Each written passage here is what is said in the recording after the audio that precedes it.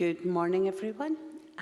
Before we begin, can I remind members that social distancing measures are in place in the Chamber and across the Holyrood campus. Please take care to observe these measures over the course of today's business, including when entering and leaving the Chamber. The first item of business is consideration of business motion 23848 in the name of Graham Day, setting out changes to this week's business. And I call on Graham Day to move the motion. Move, Presiding Officer. Thank you. No member has asked to speak on the motion, and the question is therefore that motion 23848 be agreed. Are we all agreed? Yes. The motion is therefore agreed. The next item of business is a statement by Jean Freeman on the vaccination plan. The Cabinet Secretary will take questions at the end of her statement, so there should be no interventions or interruptions. And I call on Jean Freeman for up to 15 minutes, please, Cabinet Secretary. Thank you very much, Presiding Officer.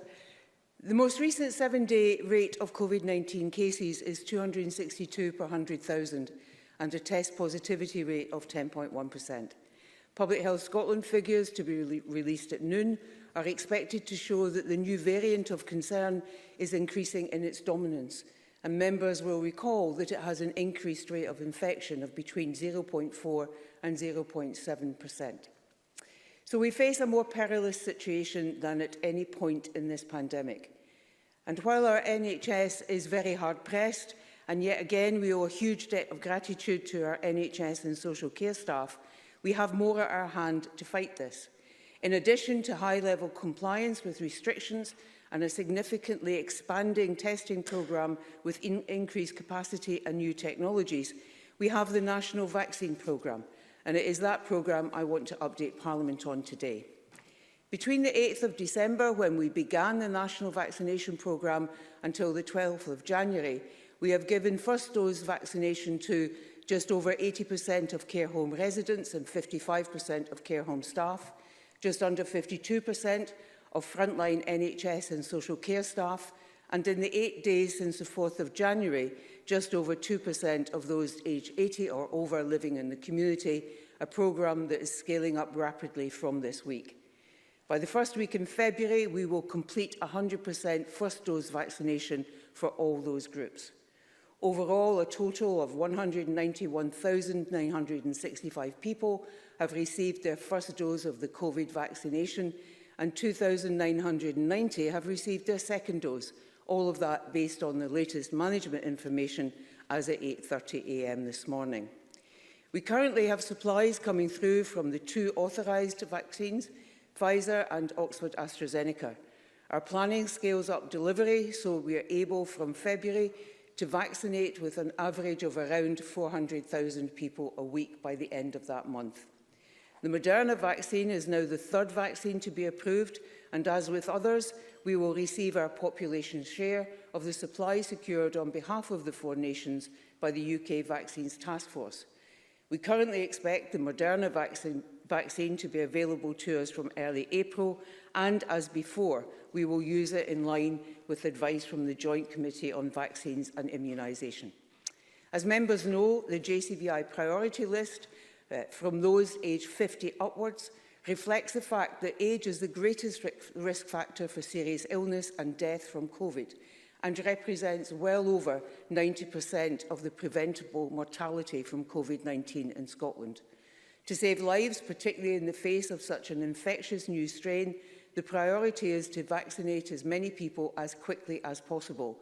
And it was with that in mind, and on reviewing the clinical trial data, that the advice was given to prioritise first doses, providing very high protection with evidence of a minimum 90% vaccine effectiveness from 14 to 21 days after vaccination, and to deliver the second dose within 12 weeks from the first. So our planning has been realigned to do just that.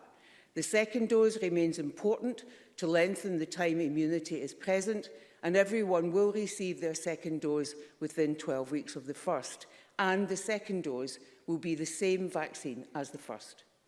As of today, we have a total Scottish allocation of vaccines of 562,125 doses.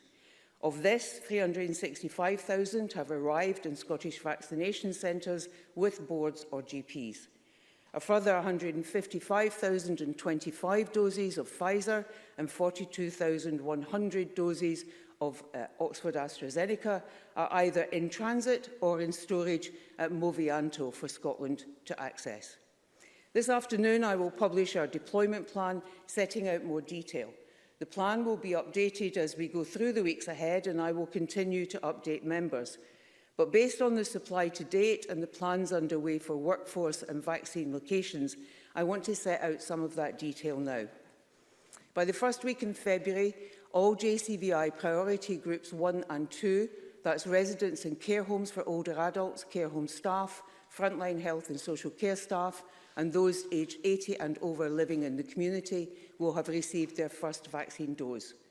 With the level of vaccine stock we know we have now and projected deliveries over the next few weeks, beginning in February, we will then vaccinate people aged 70 and over by mid-February, and those aged 65 and those who are clinically extremely vulnerable by the beginning of March. In all, this covers JCVI priority groups 1 to 5, a total of just over 1.4 million eligible individuals vaccinated with the first dose. The second dose vaccination will run in parallel starting from the end of February, and our current modelling on required supply indicates that we will be delivering around 400,000 vaccinations a week from the end of February. Over the course of this period, we will use a range of different settings to deliver the vaccine. From care homes themselves for residents and staff to GP practices, health centres and local clinics, primarily for those aged 80 and over and the clinically extremely vulnerable, to occupational health and vaccination centres for NHS and social care staff. And of course, for those who find it difficult to get to a local centre, we will take the vaccination to them in their home. As we go through February and into March, more local vaccination sites will come on board, community pharmacies, mobile vaccination clinics, small-scale mass vaccination centres and large vaccination centres capable of delivering in excess of 20,000 vaccinations a week in a single location. Some of these large sites have already been secured: Aberdeen Exhibition and Conference Centre, Ravenscraig Sports Facility in Motherwell, Queen Margaret University in Musselburgh and the Edinburgh International Conference Centre. Right now, the NHS Louisa Jordan is, amongst other work, also acting as a vaccination centre, but rapid work is underway to secure more sites across Greater Glasgow and Clyde area, and in the weeks ahead I will provide members and the public with updates to the location map that is in today's deployment plan. As larger numbers become eligible and for whom local travel is easier, the centres are planning initially an 8 AM to 8 PM opening, but we can extend those hours if that proves more convenient for people. We currently have a team of around 33 military personnel supporting our programme, and I'm pleased that we've now finalised plans to increase this support to our larger centres to provide fast and assured site preparation and ensure the facilities are in place for our mass vaccination centres. Of course, critical to all of this is the workforce, both vaccinators and support staff. The plan to vaccinate 400,000 a week requires a daily workforce capacity of approximately 1,700 whole-time equivalent vaccinators and 950 whole-time equivalent support staff. To achieve that level of vaccinators, we need in headcount 3,400 vaccinators, depending on the proportion of part-time versus full-time staff. We currently have just under 5,500 individual vaccinators registered, not including all participating GPs. In addition to local health board training, over 4,000 have taken part in national training to administer the Pfizer vaccine, and 4,700 have received training on Oxford AstraZeneca. We're continuing to build additional capacity, bringing on board more community health care practitioners, including pharmacists, dentists and optometrists, and are receiving daily offers, which we can now route through our national facility to place them close to where they live and secure the additional training they need. We're also working with the voluntary and community sector to set up a centralised volunteer coordination hub for deployment at mass vaccination centres, making good use of the locally offered support. A number of local and national organisations and businesses have offered to be involved, and our National Contact Facility will also receive those offers from now on and ensure each is considered carefully and used where possible. I'm very grateful indeed to the many individuals, businesses and organisations who have stepped forward so far in this way. Perhaps the most important thing people want to know is when will it be my turn to be vaccinated and how will I be informed? I've given an indication, supplies allowing, of when that will happen in what I've set out so far and in slightly more detail in the deployment plan. If you're in the first two priority groups in terms of how you will be informed, your employer or your health board or your local GP will contact you. If you're in one of the other groups, you will be contacted by letter or phone. If you can't make the date or time you're given, you'll be able to rearrange that, again by phone or online.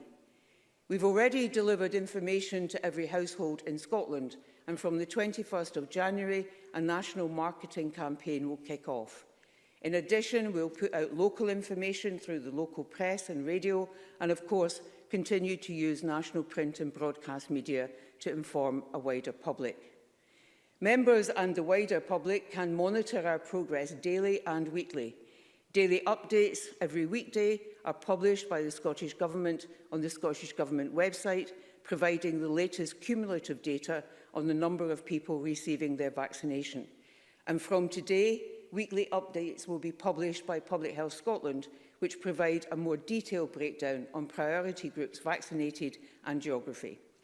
I'll continue to keep members informed, as we have done up to now, through regular letters, detailed information, and responding as quickly as I can to specific questions. I'm also grateful to members for their participation in the briefing we held on January the 4th, and I'm happy, of course, to repeat that if that would be helpful. Presiding Officer, before I end, I want to take this opportunity to recognise the very many NHS staff, Scottish Government officials, armed forces personnel, local authority colleagues and third sector partners who have worked so hard to get us to this stage and continue to do so. And of course, to the many involved at every stage, from vaccine production to procurement to delivery, and all those coming forward volunteering their help. This programme to vaccinate 4.45 million adults in Scotland is a national effort, and each one of them is playing a vital part in that, and they have my very grateful thanks. The vaccine offers us hope, and as we vaccinate more and more of our fellow citizens, that hope becomes more real. But on its own, it won't be enough to win the race against this virus. Each one of us needs to do all we can, following the guidance, abiding closely to restrictions, washing our hands, wearing face coverings, maintaining 2-metre distance from each other, everything we can to slow down the spread of the virus and suppress its prevalence as low as we can, so that increasing vaccination can do the job we need it to do. Doing all of that will protect us, protect the NHS and save lives. Thank you.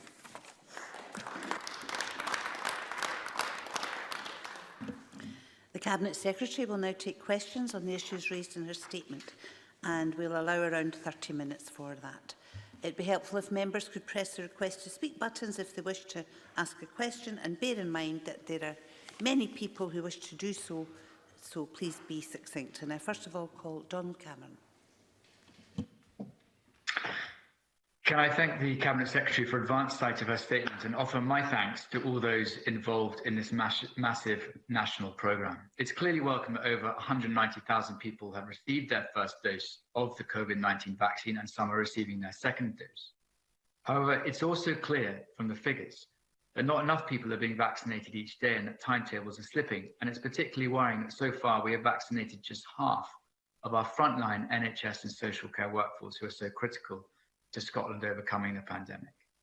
With that in mind, earlier in the week, the Health Secretary and the First Minister indicated that all 4 priority groups would be vaccinated by mid-February.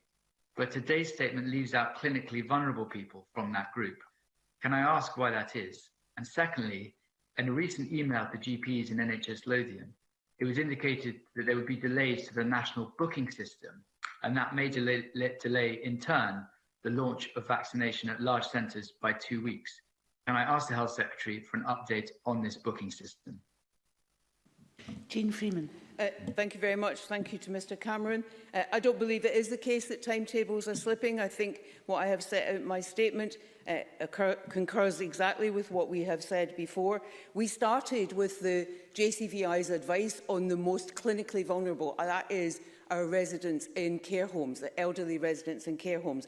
Inevitably, vaccinating older people in that setting takes longer than a mass vaccination centre of 50 or 60-year-olds or even people as old as me.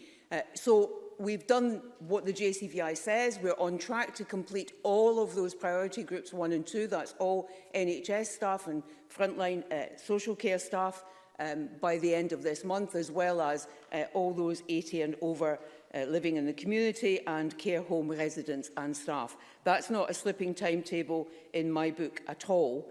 In terms of the delay to the national booking, the email that you referred to, I believe that email was issued by the local Health and Social Care Partnership. I believe they've now corrected that because the information that they gave was entirely wrong. The national booking system is not delayed.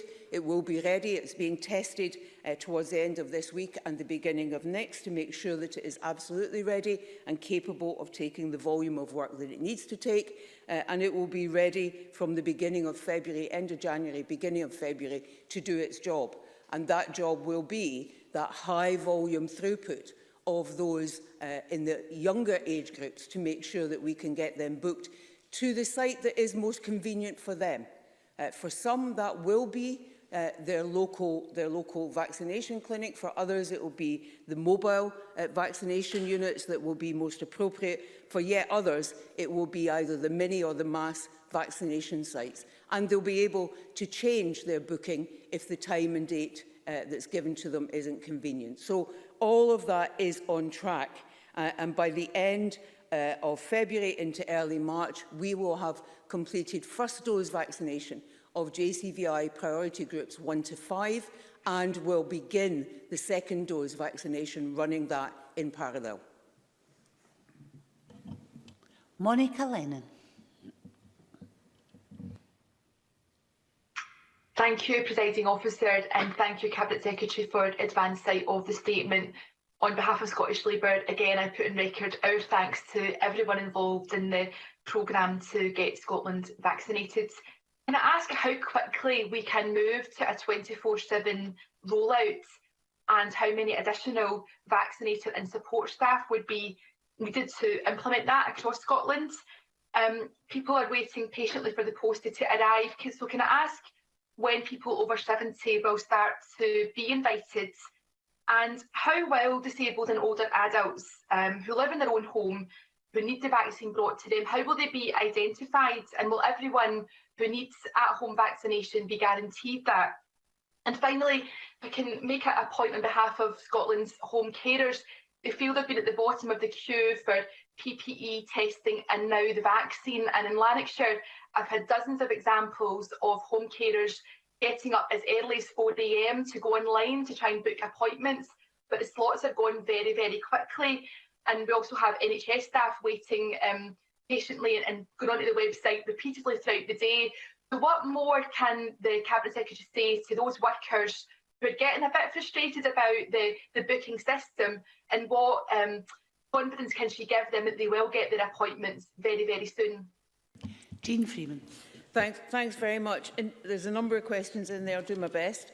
In terms of how quickly can we go to 24 hours, I would estimate, I mean, once we have the mass sites open and running, we can go to 24 hours. Obviously, that's not something that's possible in a GP practice or a community pharmacy, local clinics perhaps, but certainly the mass sites, that is entirely possible. As we move towards those, which I would anticipate, many are secured already, but I would anticipate in terms of the volume of people and the groups that we want to put through there, for whom that is convenient, that would be end February, early March. I can confirm those dates to Ms Lennon properly after this session. Then, if that is going to work in terms of the volume, then 24 hours is the right way to go. And there is no will to not do that. The will is to do that if that's what it takes, because the objective is to get as many people vaccinated as possible. In terms of the numbers, the 400,000 vaccinations a week is that modelling that takes me to the numbers that I set out in the statement. Again, up to that number, depending on the mix of part-time and full-time. But remembering too that we continue to have people coming forward to register as vaccinators. So the numbers are growing. We currently have enough, even at 400,000 vaccinations a week, but more are coming forward. So we will, I am confident, be able to cope. And of course, with the armed services and the volunteer hub that we're setting up, also those support staff. In terms of over 70s and when will they start to hear, that should be towards the end of this month and then through into February, remembering that we are aiming to vaccinate them, offer them their first appointment for vaccination by the middle of February. For those at home, primarily the identification of people who are housebound or unable easily to get to a local vaccination centre or their primary care practice. That will be identified primarily by the primary care practice. They will know their patients and the patients that district nurses or community nurses visit, for example, and they will be undertaking that vaccination. And yes, they all absolutely should be guaranteed that if they need to be vaccinated at home, they will be vaccinated at home. And your point about home carers and NHS staff, it should be the employers who are contacting people to make sure that they are being given appointments. Often those are in occupational health settings or in those larger vaccination sites that were one of the first things that we set up. But I'm happy to take that away and look at whether there are particular issues within the overall number we've still to vaccinate that we need to resolve. Home carers are harder to reach in that they don't have a single employer. But I'll happily take that away and get back to Ms Lennon with what more we think we can do. We now move to open questions. I have quite a few. We'll get through them all if we can bear in mind how many there are. Christine Graham, followed by Brian Whittle. Thank you, Presiding Officer. In the long list of questions by Monica Lennon, she preempted one of mine, but I'll pursue this. Given that home vaccinations of particular relevance in constituencies such as mine, Midlothian and the borders, where we've got sort of remote and isolated communities, people on farms and so on, and note what the Cabinet Secretary said about the GP and district nurse will identify them, but what have not been identified? At what point do they contact the practice or whatever when they've received a letter about their appointment? Because some people may get missed out and they'll be most concerned. Jean Freeman. Can I just make the point that home vaccinations are there for people for whom it is very difficult for them to leave home because of their mobility or their health questions, or in some instances because they are elderly and frail. In addition, for constituencies like Ms Graham's and indeed parts of my own, mobile vaccination clinics will be part of the answer in taking vaccination closer to where people are. In terms of people wondering what do I do if I've not heard in time, I think there are two things that they can do. First of all, they can contact that central email that is in the deployment plan. There is a national helpline that can also be phoned, and in addition they can contact their local GP practice and ask them when they expect to hear from them. That is really what is happening just now with those who are over 80 that are worrying about when they're going to hear, and for others those other routes are there as well.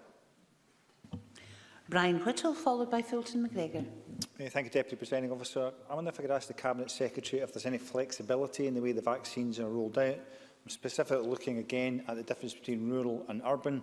For example, if there is somebody in their early 70s with a spouse in their late 60s, that would currently require 2 journeys, or perhaps in a small rural community, could the bands being vaccinated be extended? It kind of speaks to efficiency, and there's a certain logic to that. I wonder if there's any flexibility in the way the vaccines are rolled out. Jean Freeman. So the primary purpose, as Mr Whittle knows, and it is worth repeating, is to vaccinate as many of those most at clinical risk of serious illness or death. They're the first priority. That's why JCVI advice goes through the age cohorts, if you like, from elderly right through down to 50 and over. And we need to hold as true to that as we possibly can. However, there are circumstances, and we've had some initial discussions with boards like NHS Highland, for example, where they make the point quite rightly that to send a team to a particular part of their Highland area to do one cohort, bring them back and then send them back to do the next age group down seems a bit of a waste of resource and time. And so in those instances, discussions board by board with us, we are liable to or likely to accord that degree of flexibility to say, if you're going into village X, do everyone there who's over 60, for example, in one shot, because that will be quicker. But we need to get that balance right, because we need to always be confident that we are prioritising the delivery of the first dose to those who are most clinically at risk from this particular virus. Fulton McGregor and then Jackie Bailey. Thank you, Presiding Officer. The JCVI priority list sets out frontline healthcare staff rightly as a high priority vaccination. What advice can the Cabinet Secretary offer to staff who support essential frontline NHS activity due to specialist work with vital equipment, for example, but are not themselves NHS staff? And just as a courtesy to let the Cabinet Secretary know that I'm writing to her on behalf of a constituent who falls into exactly this category as a kidney dialysis technician, regularly working in COVID and intensive care wards throughout Scotland. Jean Freeman. So there's a thing called the Green Book, which sets out in much more detail what is meant by each of those priority groups. And it is the Green Book against which vaccinators are trained, and it is the Green Book that people work through how to, who's all covered, if you like, by priority 1 or priority 2. I'm going to read briefly from an extract in answer to Mr McGregor's question, because it is important. It is staff who have frequent face-to-face clinical contact with patients who are directly involved in patient care in either secondary or primary care or community settings. They then go on to list a very wide range of professions and activities, and include associated support staff of independent contractors, those working in public, private, third sector and non-standard healthcare settings such as hospices, community-based mental health or addiction services. I will give Mr McGregor that in full, and actually I will include that in full in the letter that we'll issue to MSPs and MPs this afternoon, along with the deployment plan, so that people can see this is a wide definition, and it actually, just so we know, it also says temporary staff, including those working in the vaccination programme, students, trainees, volunteers, agency and bank who are working with patients must also be included. Jackie Bailey, followed by John McAlpine.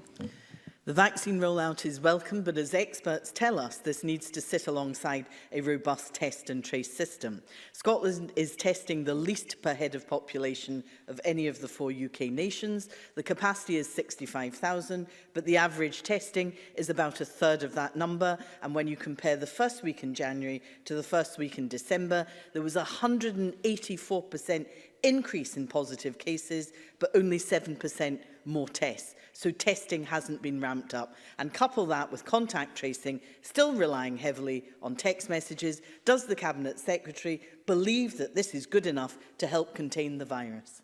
Jean Freeman. So a couple of points on that. If the overall thrust of Ms Bailey's question is drawn from what the Right Honourable Gordon Brown said yesterday, I think we dealt with that at the briefing.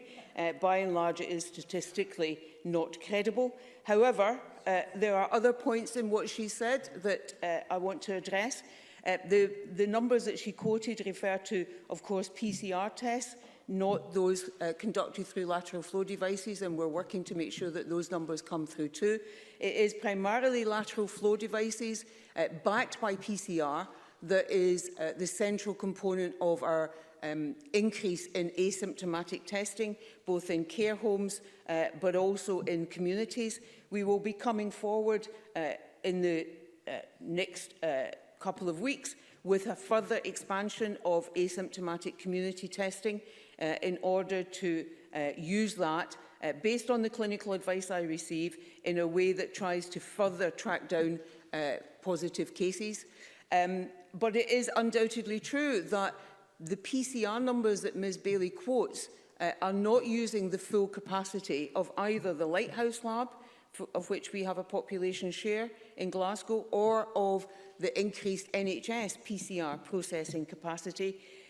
That is largely person-driven. So it's people who feel they have symptoms and book a test. They drive the use of that. However, the NHS labs will increase their use as we finish off moving all care home PCR weekly testing to the NHS labs. And part of what we will bring forward is a review that we're doing now about how much more can we proactively use these PCR processing and tests in order to help us. So it will be PCR and asymptomatic in order to chase down more of the virus in particular areas, either where the numbers are stubbornly high, which is what we were doing before Christmas, or where we believe there is inevitably close contact around, for example, some particular employers, where we want to be able to keep testing so that we can help them be sure that their workplace is as safe as it can be. I'm concerned we won't get through all these questions, so if we could try and have shorter answers, please. Cabinet Secretary. Can I have Joan McAlpin, followed by Alex Cole-Hamilton? Thank you very much. The JVCI advice on vaccination priorities says that the clinically extremely vulnerable group of younger adults will be vaccinated as part of Group 4 at the same time as the over 70s. The Green Book section on COVID was updated last year to include a number of conditions in the clinically extremely vulnerable group who were not previously on the shielded list. For example, adults with Down syndrome who have a mortality rate of COVID 6 times higher than the general population. Can the Cabinet Secretary confirm that everyone listed as clinically extremely vulnerable in the Green Book will be vaccinated in Group 4 at the same time as the over 70s as recommended by the JVCI? And how confident is she that these individuals have all been identified? Jane Freeman. Important question. In terms of how confident can I be that they've all been identified, our Chief Nursing Officer and our Chief Medical Officer are working right now to make sure that we can find a number of ways to identify and cross-check to make sure that we have found everybody who would fit in that group, but also that if individuals feel that they've been missed out, that they have a really quick route of getting that situation resolved for them, and we will make that clear to members and the wider public as soon as that is resolved, and I hope it will be done very soon. That clinically extremely vulnerable list will be vaccinated within that time frame. And I think we've made that clear.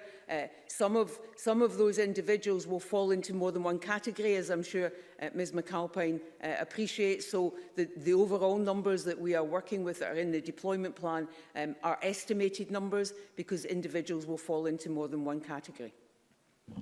Alex Cole-Hamilton, followed by Mark Ruskell. Thank you very much, Deputy Presiding Officer. Scotland's stockpile of nearly 200,000 doses of vaccine are currently in storage at Movianto. For the benefit of members, Movianto is in Bedford. GP surgeries across Scotland have been given small batches of vaccine and to distribute and told that it will be several weeks before they are given more. A dose of vaccine in a freezer 300 miles away is of no value to a vulnerable Scot waiting immunity. So can I ask the Cabinet Secretary why this isn't in circulation? Jean Freeman. So Movianto is the distributor. They bring the vaccines from Haydock through various safety checks certainly to us in Scotland, and from there on from our vaccination holding centres, which we've spoken about previously. The distribution then goes from there, from Movianto, around the various parts of the country, including to the islands. The vaccination doses go out on the basis of what each board or GP practice orders and says that they need for any given week. And so they're distributed in that way. In the instance of Pfizer, of course, it has particularly distribution challenges. So we're not stockpiling vaccines. We're not holding them back from vaccinators who are ready to go but can't do anything because they don't have a vaccine dose. And to suggest or imply that is quite wrong. The vaccination doses go out as quickly as we get them to all the places that are currently vaccinating, whether that is teams of NHS staff in care homes or vaccination centres, and now from last week, but ramping up this week and through January, through our GP practices and our local clinics to get to that over 80 age group. Mark Ruskell, followed by Annabel Ewing. On the 4th of January, the First Minister said that the government are considering how to prioritise the vaccination of school and childcare staff. And vaccinating these staff after frontline health personnel and high-risk populations could be an important part of any plan to safely and fully reopen schools, and would also be in line with WHO advice. So can the Cabinet Secretary confirm, is it still being considered, and when she will announce plans? Did you catch the end of that, Cabinet Secretary? No, Mr Ruskell, would it be possible to succinctly repeat the question? The whole question? I can No, certainly just ask again the last bit. I'm really looking for an update from Cabinet Secretary about the plans that were committed to on the 4th of February to vaccinate teachers and childcare staff. Thank you, Mr Ruskell. Jean Freeman. So the First Minister didn't commit to plans to vaccinate teachers and childcare staff. What she said was that she understood the concern. I'm paraphrasing here, so forgive me if I don't quote exactly. She understood the concerns and that it was a matter that would be continue to be considered. The fact of the matter is that the JCVI advice is crystal clear. It's crystal clear in saying this virus is most serious for those who are older. Age is the highest risk factor.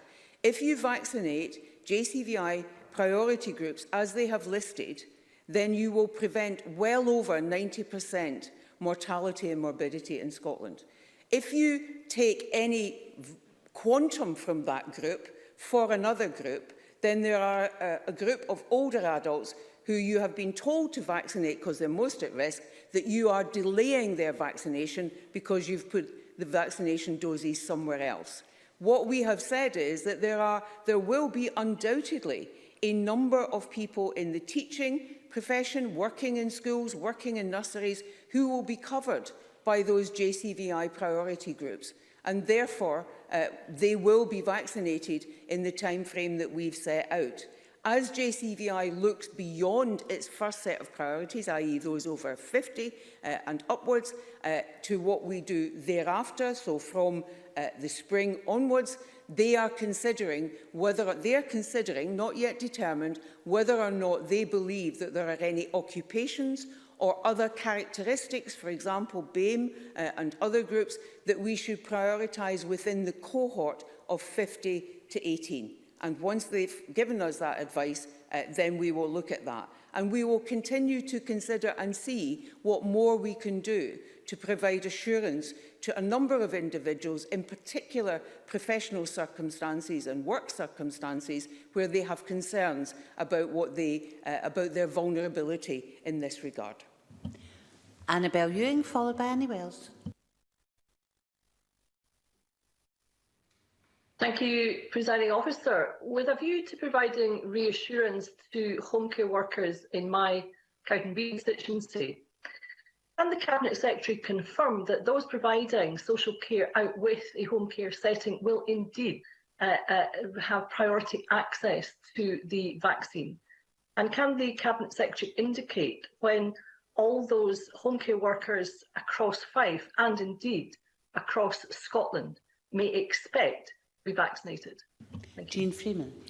So on the latter point, I've said that we will vaccinate those priority, with the first dose, those priority 1 and 2 groups. We have completed that by the end of January. So that takes in the individuals that Ms Ewing is thinking about and talking about. In terms of the particular arrangements and circumstances in Fife, I'm sure Fife Health Board would be happy to provide you with that detail. I certainly can too, and I'm happy to make sure that we send that to you. In terms of social care workers out with a home care setting, I think I know the kind of settings that Ms Ewing is referring to, and where they are client-facing, providing direct care to individuals, and oftentimes very personal care to individuals, so that includes personal assistants and others. Where that is the case, then they are in that priority group as I've described. And again, if the Green Book, forgive me, I don't know for sure if it does, I suspect it does, if it gives the same kind of definition as it does for NHS or healthcare, frontline healthcare workers, I will make sure that Ms Ewing has sight of that too. Annie Wells, followed by Anna Sarwar. Thank you, Presiding Officer. Delivering this vaccine quickly and efficiently is of paramount importance, and companies across Glasgow, including Asda, Brewdog and Rangers Football Club, have all offered to play a part in storing and distributing the vaccine. So can I ask the Cabinet Secretary what action she has taken to work with organisations across civic society who could play a vital part in assisting with this significant challenge? Jane Freeman. Thanks very much. Many organisations and indeed individuals have offered support in various ways. The central contact that we've now set up, the email is offersofsupport.vaccine@gov.scotland. That will be where we channel all of those offers. The offers are then, whoever's making the offer is then has a conversation with us. We then pass that on if we believe it can be useful to either a health board or elsewhere in our central team, or indeed in some instances to our colleagues in the armed forces or local authorities to pursue it and take it up. That's how we will take forward all those offers of support from now on. We're rapidly running out of time here. Anna Sarwar, please. Thank you, Deputy Presiding Officer. It's clear that the vaccine is the way out of this crisis, and I support the ambition of 400,000 vaccines a week. But to be able to do that, that requires a national effort and national mobilisation. What plans do the government have to engage not just NHS staff, not just the British Army, but also a volunteer army as well? And also how we use mass vaccination centres using, for example, football stadiums, community centres, community hubs and more. Jane Freeman. So, as I said in the statement, we are setting up a centralised volunteer coordination hub. We're working with a number of organisations with the networks locally and nationally to help us do that, and that will be precisely to coordinate that volunteer workforce, if you like, locally and nationally to do exactly what Mr Sarwar says. Again, those offers of assistance in terms of hosting, if you like, a mini or a mass vaccination site are being processed through. But in addition, we are actively going out and looking for those in addition to the mass sites that I've set out in my statement. Miles Briggs. Thank you, Deputy Presiding Officer. It's over 6 weeks since I raised the case of Fred Banning with the First Minister, and I welcome the fact that she has now agreed to meet with him. Can I ask what progress has been made in developing a pathway for terminally ill patients who are desperate to be vaccinated at the earliest opportunity with the vaccine? Jane Freeman. So Mr Briggs is correct. First Minister will meet Mr Banning, I think, later this week. I did, as I said I would, I wrote to JCVI. I know my colleague Mr Hancock has done the same. I believe colleagues in Wales and Northern Ireland have also done the same. We have yet to hear from JCVI. We will be back in touch with them again later this week to see if they are any closer to giving us advice. But in the meantime, I've also asked our Chief Medical Officer and his team to consider what their view would be on this matter so that we can try and get a resolution to this as quickly as possible. Very quickly, please, Ruth Maguire. Thank you, Presiding Officer. Can I ask the Cabinet Secretary what steps are being taken to ensure that those with communication challenges and folk whose first language is not English do not face inequalities in vaccine access?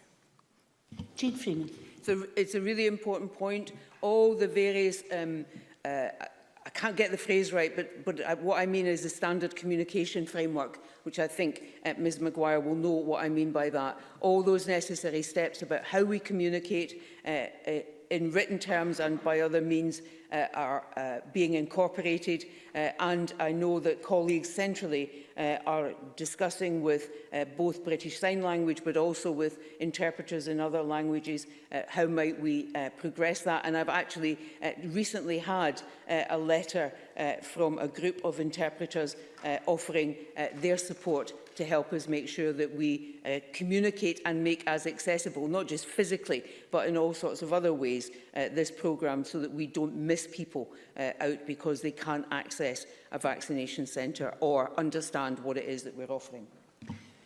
Thank you. That concludes questions on the Ministerial statement on the vaccination plans. I'm sorry I was unable to take Rona Mackay and Sarah Boyack.